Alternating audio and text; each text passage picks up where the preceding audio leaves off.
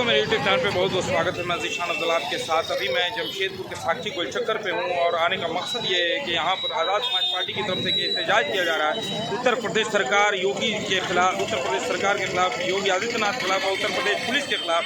जिस उत्तर प्रदेश पुलिस ने अभी बर्बरतापूर्ण कार्रवाई संभल में की है, जहाँ पर 5 निर्दोष मुसलमानों को सीधे सीधे सामने से गोली मार दी गई है और ये घटना ने पूरे देश को विचलित कर दिया है कहीं ना कहीं। और इसमें आज़ाद समाज पार्टी के राष्ट्रीय अध्यक्ष चंद्रशेखर आज़ाद की, जो कि नगीना के सांसद वो घटनास्थल पर जाए थे, उन्होंने घटनास्थल पर जाने से भी रोका है वहाँ यूपी पुलिस ने। तो कहीं ना कहीं बर्बरतापूर्ण कार्रवाई, पुलिस ऐसा कार्रवाई करेगी ये आदमी की कल्पना से भी बाहर है। ये तो गुंडा और मवालियों वाली हरकत पुलिस ने की है। अगर कोई घटना हुई है, अगर पत्थरबाजी हुई है, कुछ मसला हुआ है, तो पुलिस कानून सम्मत कार्रवाई करेगी, ना कि किसी पर डायरेक्ट गोली चला देगी। और कहीं ना कहीं जिम्मेदारी योगी आदित्यनाथ की बनती है, उनको ये जिम्मेदारी अपनी लेनी होगी, क्योंकि जब से बीजेपी की हुकूमत यूपी में आई और योगी आदित्यनाथ मुख्यमंत्री बने, अराजकता और बर्बरता यूपी में खुलेआम हो रही है और नज़र आ रही है। अब यहाँ पर कुछ आज़ाद समाज पार्टी के कार्यकर्ता, कुछ लीडर हैं, मैं उनसे बात करूँगा और जानने की कोशिश करेंगे पूरे मामला को कि पूरी असल घटना क्या हुई थी। इस तरह बर्बरतापूर्ण कार्रवाई हुई है पुलिस के द्वारा, इसको किस तरह से आप देख रहे हैं? ये एक तरह से प्लानिंग के तहत हुआ है, क्योंकि हमेशा ही सिखों या मुसलमानों को टारगेट किया जाता है। यहाँ पे जो हुआ है, देखिए, सर्वे के दौरान किसी के ऊपर किसी को लाठीचार्ज करना, गोलियाँ चलानी, वहाँ कोई आतंकवादी तो थे नहीं, तो उन्होंने एक काम किया। ये काम आराम से भी हुआ जा सकता था, तो उन्होंने जानबूझ के नहीं किया, प्लानिंग के साथ इन्होंने गोलियाँ चलवाई है। आज पता चला है कि 5 जन शहीद हो चुके हैं, 5 मुसलमान भाई शहीद। क्या डिमांड है आप लोगों की? ये डिमांड है कि भाई उनको बर्खास्त किया जाए, जो जिन्होंने गोली चलाई, और उनको बड़ी से बड़ी सजा दी जाए। और योगी सरकार को भी उसको चेतावनी देना चाहते हैं कि ये आप लोग जो गुंडागर्दी जो कर रहे हैं पीछे से, ये सब आप गुंडागर्दी करना बंद कीजिए, नहीं तो आपको ये तो जल्दी ही सब कुछ आपको सड़क में नजर आएगा। तो ये जो बोल रहे हैं शिवलिंग वगैरह मस्जिद के नीचे था, ये असल मामला तूल कैसे पकड़ा? क्या मामला हुआ था? ये सब जबरदस्ती का काम होता है कि नीचे चलो ठीक है, आपका आपका है, आप अपनी जगह रखिए, लेकिन हाँ, आपको कैसे पता वहाँ पे था? अब अचानक ही आस्ते आस्ते जब बाबरी मस्जिद का मसला है तब आप बोलते हैं यहाँ में कुछ था, आप बोलते हैं कि यहाँ में कुछ था, तो आपको पहले कैसे पता चल गया कि यहाँ में कुछ था? मतलब जानबूझ के कहीं पंगा लेना होता है कि भी यहाँ कि हम लोग को कुछ ना कुछ करना चाहिए, तो ये करने के लिए लोग ये काम करते हैं। सामने से बोला गया पत्थरबाजी हुआ, एक भी पत्थर तो नजर आया नहीं। नईम खान साहब है मेरे साथ, आज़ाद समाज पार्टी के लीडर। नईम खान साहब, ये बताइए, जो पूरा मामला है संक्षेप में थोड़ा सा बताइए, क्या हुआ असल मामला जिसमें 5 लड़के शहीद हो गए पुलिस की बर्बरतापूर्ण कार्रवाई के तहत? देखिए, ये पूरी तरह से मनमानी हो रही है। आज की जो खास करके उत्तर प्रदेश, पूरे भारत में सबसे वर्स्ट सरकार अगर है तो वो है उत्तर प्रदेश की भाजपा सरकार, क्योंकि भाजपा सरकार जो है ये पूरा गुंडागर्दी कर रही है। अब कल का जो मामला है रिसेंटली, देखिए, मस्जिद का सर्वे, रातों रात इनको परमिशन मिल गया सर्वे करने का। क्यों परमिशन करने का सर्वे मिला? सर्वे मिला भी तो साथ में मैंने देखा वीडियो में वो कुछ गुंडे भी जा रहे हैं भाजपा के, जो जय श्री राम के नारे भी लगा रहे हैं। तो आप सर्वे करने जा रहे हैं, गुंडों का क्या काम है वहाँ? आप सर्वे करने जाइए। अगर वहाँ पे सर्वे के दौरान अगर किसी ने आपका मजम्मत किया तो आपने लाठी चार्ज कर दिया, उसके बाद आपने बुलेट भी चला दिया, उसमें 4-5 लड़के शहीद हो गए। ये तो सरासर गुंडागर्दी हुआ। पुलिस का काम ये नहीं है कि किसी के ऊपर लाठी चला देना, किसी के ऊपर गोली चलाना। ये सोची समझी साजिश है, षड्यंत्र है ये भाजपा सरकार का। मैं तो यही कहूँगा, पूरी जिम्मेदारी से कहूँगा, ये सोची समझी षड्यंत्र है, साजिश है कि इस तरह से आप करो ताकि मुसलमान थोड़ा सा भड़के और दंगा फसाद करो। ये इनकी साजिश है, 100% साजिश। 2027 में यूपी में इलेक्शन हो रहा है, कहीं ये वोट लेने और इलेक्शन जीतने के लिए तो बीजेपी ऐसा नहीं कर रही है? बिल्कुल हो सकता है, ये लोग वोट लेने के लिए कुछ भी कर सकते हैं, कहीं भी दंगा करा सकते हैं, कुछ भी करा सकते हैं, एवरीथिंग इज पॉसिबल। इनके लिए इनको कोई फर्क नहीं पड़ता, कोई मरे कोई जले, इनको कोई फर्क, इनको सत्ता की कुर्सी चाहिए बस, और कुछ नहीं चाहिए। अच्छा, चंद्रशेखर आज़ाद जी जा रहे थे, उनको पुलिस ने रोक लिया?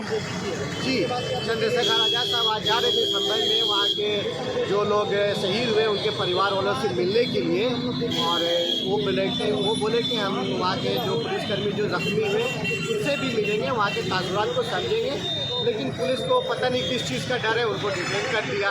अभी एक सांसद है, वो जा रहे हैं किसी से मिलने के लिए, किसी का गम में शरीक होने के लिए। ये क्या मतलब है कि उनको डिटेन कर लिया?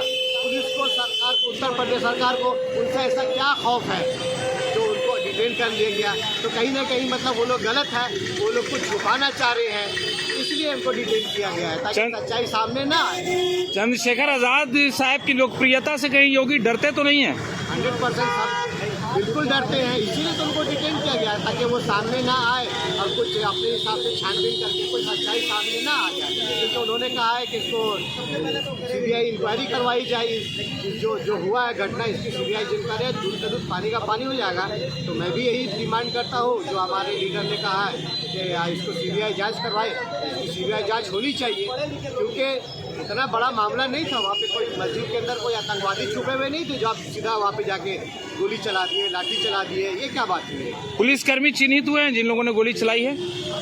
ये तो इसके बारे में तो मुझे आइडिया नहीं है कि चिन्हित हुए कि नहीं हुए हैं, बट पुलिस की बुलेट से ही लोग जो है वहाँ पे उनकी मौत भी शहीद हुए थे बुलेट की बुलेट से। तो चिन्हित हो या ना हो, इसका पूरा का पूरा जिम्मेदार वहाँ के जो पुलिस अफसर है, जो जिन्होंने उनको ऑर्डर दिया है गोली चलाने का, वहाँ की जो सरकार है, ये 100% वो लोग जिम्मेदार है, चाहे वो कोई भी पुलिस वाला हो।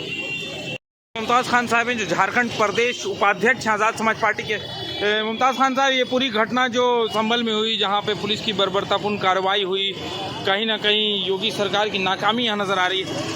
अब जबकि ये घटना हो चुकी है, अब आप लोगों की क्या डिमांड है यूपी सरकार और केंद्र सरकार से? देखिए, हम तो एक न्यायिक जांच की डिमांड करेंगे। सुप्रीम कोर्ट के रिटायर्ड जजेस इसमें जांच करें और यूपी पुलिस जिस तरह से इसके पीछे संलिप्तता पाई जा रही है, जो दिख रहा है अभी तक का न्यूज़ में, जो समझ में आ रहा है कि एक मॉब जो है जांच टीम के साथ जाते हैं, जो जय श्री राम के नारे लगाते हैं और मस्जिदों के अंदर घुसते हैं। जब वहाँ के लोकल जो लोग हैं जब उस चीज़ का विरोध करते हैं तो पुलिस ने उनके साथ बर्बरता के साथ में उनको लाठीचार्ज करते हैं और उनके जब वो लोग नहीं मानते हैं, जब वो लोग उसके खिलाफ प्रोटेस्ट करते हैं तो उनके ऊपर ओपन फायर किया जाता है।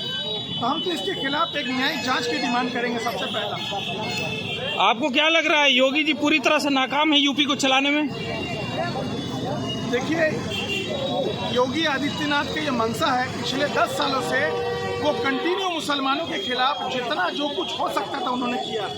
वो उन्होंने यहाँ तक कि संविधान को अपने हाथ में ले करके संविधान के खिलाफ उन्होंने काम किया। नहीं, उन्होंने तो यादव को भी इनकाउंटर कर दिया, यादवों को भी किया, टारगेट किया। समाज को वहाँ पे ST, SC, OBC और माइनॉरिटी को खास करके जो है कुचलने का काम किया है। जिन लोगों का सजा याफ्ता मुजरिम जो है, जो न्याय के लिए जो है बंद थे जेलों में, उनका भी मर्डर उन्होंने किया, जो है करवाया।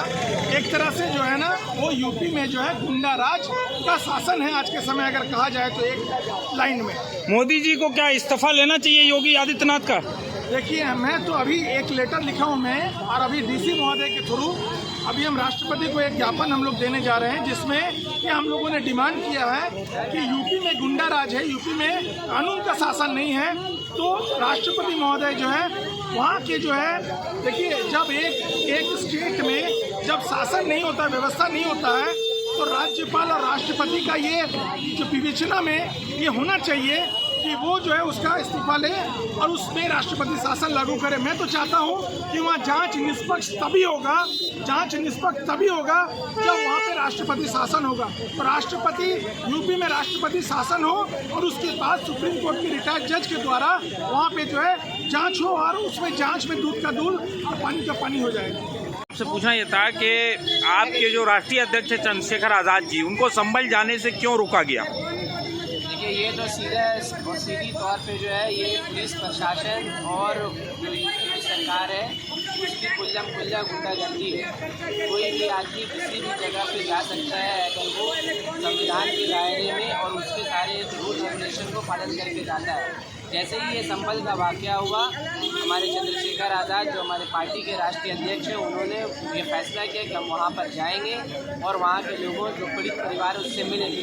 जैसे ही ये जानकारी मिली, उन्हें रास्ते से ही रोक लिया गया और डिटेन कर लिया गया। ये पूरी तरीके से जो है ये यूपी पुलिस की गुंडागर्दी को दर्शाता है और वहाँ की सरकार की गुंडागर्दी को दर्शाता है, और ये लोग पूरे तौर पर जो है संविधान का उल्लंघन कर रहे हैं। क्या ये सरकार जो यूपी में अभी ये दलित, OBC, मुसलमान, सिख, इनके खून को खून नहीं पानी समझती है क्या? अभी जो हालिया वाक़यात हुआ, इससे तो यही कह सकते हैं अगर सरकार अपनी जिम्मेदारी को निभाती और अपनी रिस्पॉन्सिबिलिटी को समझती तो इस तरह वाकई में इस तरह के वाक़यात नहीं होते। जिन 5 मासूमों की जो जान गई और उनके घर वालों का कहना है कि वो लोग जो है बाज़ार गए थे सामान लेने के लिए। आप बताइए कि जो आदमी बाज़ार गया सामान लाने के लिए आपने उस पर गोली चला दी, ये किसके पुष्टपनाही पे हो रहा है? जाहिर सी बात है कि सरकार की पूरी तरीके से पुष्टपनाही है। इस तरीके का करके ये लोग पूरे देश का माहौल ख़राब करना चाहते हैं, पोलराइज करना चाहते हैं, देश को हिंदू मुसलमान के मुद्दे पे बांटना चाहते हैं, इसलिए ये सारे लोग कर रहे हैं। लेकिन हम लोग भी जो है अपने हिसाब से आवाज़ उठा रहे हैं, प्रोटेस्ट कर रहे हैं, जो हमारा राइट है। हम इसका विरोध कल भी करते थे, आज भी करते हैं और आगे भी करते रहेंगे। योगी आदित्यनाथ जी जमशेदपुर भी आए थे, यहाँ भी कुछ उल्टी सीधे भाषण, अनर्गल बयान उन्होंने दिया था। और आपको क्या लगता है वो कोई जहर घोलना चाह रहे हैं, और ये जहर घोलने से क्या फिर मुल्क पर क्या दुष्प्रभाव पड़ेगा? देखिए, इनको मुल्क से कोई लेना देना नहीं है। हकीकत में इन्हें कोई देश से मोहब्बत नहीं है, बस इनको कुर्सी से मोहब्बत है। ये अपनी कुर्सी बचाने के लिए और अपनी कुर्सी पाने के लिए, सत्ता में बने रहने के लिए ये कुछ भी कर सकते हैं। किसी हद तक भी ये लोग जा सकते हैं। इसी की मिसाल है कि ये कहीं भी जाते हैं तो नफ़रत की भाषा बोलते हैं। पूरे प्रदेश को और पूरे इलाके को नफ़रत की भाषा में, नफ़रत की भाषा वाला बात करके बांटने की कोशिश करते हैं। लेकिन आप देखेंगे, हम तो धन्यवाद करना चाहेंगे झारखंड की स्वाभिमानी जनता का कि इनके नफ़रत भरे भाषण को यहाँ पे इन्होंने चलने नहीं दिया और इनकी सरकार यहाँ पे नहीं बना। आखिरी सवाल, झारखंड में जिस तरह से बीजेपी का सुपड़ा साफ हुआ, पिछले बार से भी कम सीट आई है, क्या कारण आपको सबसे बड़ा लग रहा है? यही लोग कारण है। हेमंत बिश्व शर्मा कारण है, योगी आदित्यनाथ कारण है। इन लोगों ने यहाँ पर आकर जो जहर घोलने का काम किया था। झारखंड की जनता समझदार जनता है। यहाँ के लोग जो है नफ़रत को एक्सेप्ट करने वाले लोग नहीं है, सब मिलजुल कर रहने वाले लोग हैं। एक साथ जो है लोगों का आपसी रिश्ता है। तो लोगों ने ये तय किया कि हमें बाहरी लोगों के बहकावे में नहीं आना है, जो देश को बांटना चाहते हैं और पूरे देश और प्रदेश का माहौल जो लोग खराब दूसरी जगहों पे कर रहे हैं, हम झारखंड का माहौल नहीं खराब होने देंगे। इसलिए लोगों ने इनको जवाब दिया। साथ हैं आज़ाद समाज पार्टी के लीडर, युवा लीडर। आपसे ये पूछना था कि पुलिस की जो कार्रवाई हुई है बर्बरतापूर्ण उत्तर प्रदेश में, तो पुलिस पक्ष की तरफ से भी बोला जा रहा है कि पत्थरबाजी हुई थी मुस्लिम समुदाय की तरफ से, क्या बोलते हैं इस पर? पत्थरबाजी रांची में नहीं हुआ। रांची में तो वीडियो आया पत्थरबाजी का, याद है आपको? जब रांची में बीजेपी के लोग जो प्रोटेस्ट करने गए थे तो वहाँ पे पत्थरबाजी हुआ था ना, तो वहाँ पे गोली क्या नहीं चलाया? पत्थरबाजी कलकत्ता में नहीं हुआ था, याद है आपको? अभी नहीं बने पहले की बात है। भगवत राय लोग वहाँ पत्थरबाजी किए थे, पुलिस का सर फाड़ दिए मार के। वहाँ पे आप गोली क्या नहीं चलाएं हैं? जब आपको मुसलमान दिखता है, जब आपको दाढ़ी टोपा दिखता है, पत्थर चलाते हैं, उसके ऊपर आप चलाइए खाली गोली, तो लोगों पर गोली नहीं चलाइएगा। ये दोहरा नीति जो है इसको ख़त्म करना पड़ेगा। और अगर उन लोगों को लगता है कि हम लोग गोली से डर जाएंगे तो तुमको बता दें कि हम लोग इसराइल से जब नहीं डरे तो तुम्हारी क्या औकात है? जब हम लोग आ जाएंगे अपने में तो हम लोग सब कुछ कर सकते हैं। ये चेतावनी मान के चले। आज़ाद समाज पार्टी भीम आर्मी के जो लोग हैं, अभी चंद्रशेखर आज़ाद जी को डिटेन कर लिया गया। गए थे मिलने के लिए संभल में, पीड़िता लोग से मिलने के लिए गए थे, उनको डिटेन कर लिया गया। और मैं आपके माध्यम से चंद्रशेखर भाई को छोड़ने का भी मांग करता हूँ। और अगर वो लोग नहीं छोड़ते हैं तो भीम आर्मी आज़ाद समाज पार्टी के लोग सड़क को जाम करेंगे और सड़क से लेकर सदन तक लड़ाई लड़ने का काम करेंगे। आपको क्या लग रहा है, योगी आदित्यनाथ पूरी तरह से फेल हैं यूपी को चलाने में? बिल्कुल, कोई मुद्दा ही नहीं उनके पास। आप आते हैं झारखंड में, बोलते हैं भाई घुसपैठिया है मुसलमान। आप यूपी में जाते हैं, बोलते भाई मस्जिद के अंदर मंदिर बना हुआ है। आप चले जाते हैं, क्या बोलते हैं, महाराष्ट्र में, वहाँ पे जाकर के आप हिंदू मुसलमान करते हैं। लेकिन झारखंड की जनता ने तो बीजेपी को नकार दिया। इस बार चुनाव रिजल्ट तो आपने देखा। लेकिन आपको ये बात भी समझना पड़ेगा कि झारखंड में जो इंडिया सरकार जो बनी है, इसमें इनका कोई हाथ नहीं है। इसमें जो एक पार्टी है जयराम महतो की, उसने 18 जगह वोट काटा इन लोग का। महतो समाज जो है उनको वोट नहीं दिया इस बार, इसीलिए इंडिया सरकार जो है बनाई है यहाँ पे, वरना लोग यहाँ पे भी करने वाले थे। नहीं, लेकिन योगी का जो जहरीला भाषण है वो तो काम नहीं किया। जमशेदपुर में आए थे, यहाँ भी बोला था उन्होंने। लोग जो है बहुत भोले हैं, चाहे बीजेपी के समर्थक हों चाहे कांग्रेस समर्थक हों, ये लोग जो है बहुत भोले लोग हैं। इन लोग को अस्पताल से, चिकित्सा से, पढ़ाई से इससे कोई मतलब नहीं है। इनको बस बीजेपी को हराना है, बीजेपी वालों को कांग्रेस को हराना है। वो इसको वोट करेगा, वो उसको वोट करेगा, यही राजनीति चल रहा है। इसी चीज़ को चेंज करने के लिए और मुद्दा का राजनीति करने के लिए हम लोग आए हैं। और हम लोग जो है, जो अच्छे लोग, पढ़े लिखे लोग हैं, आगे आकर के आम आदमी इलेक्शन को लड़े और आगे भी हम लोग काम करते रहेंगे।